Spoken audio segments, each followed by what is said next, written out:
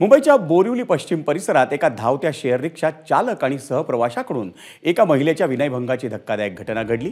त्यानंतर त्या महिलेनं भीतीनं धावत्या रिक्षातून उडी मारली। त्यात त्या महिलेचा जीव वाचला असून तिला किरकोळ जखमा झाल्यात। या प्रकरणात बोरिवली पोलिसांनी तातडीनं गुन्हा दाखल करून अवघ्या 6 तासांच्या आत दोन्ही आरोपींना अटक केली आहे। धीरज तिवारी आणि संजीव छतुराम अशी दोन्ही आरोपींची नावं असून ते दोघंही पेशानं रिक्षा चालक आहेत। बोरिवली पश्चिमेकडील पोईसरमधून रेल्वे स्थानकासाठी शेअर रिक्षा मिळतात। बुधवारी सकाळी पीडित तरुणी एका रिक्षात बसली, त्यावेळी एक सहप्रवासी त्या रिक्षात आधीपासूनच बसला होता। ही रिक्षा बोरिवली रेल्वे स्थानकाच्या दिशेने जात असताना त्या महिलेशेजारी बसलेल्या व्यक्तीनं तिच्यासोबत लगट करण्याचा प्रयत्न केला।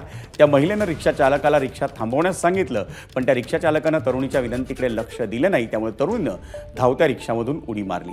या प्रकरणात बोरिवली पोलिसांनी दोन्ही आरोपींना अटक केली असून त्यांनी याआधी महिलांसोबत काही गैरवर्तन केलं आहे का याचा आता पोलीस तपास करत आहेत। सदर घटनास्थळी जाऊन तेथील सीसीटीव्ही फुटेज बघितले असता त्यामध्ये एका संशयित रिक्षाचा नंबर प्राप्त करण्यात आला।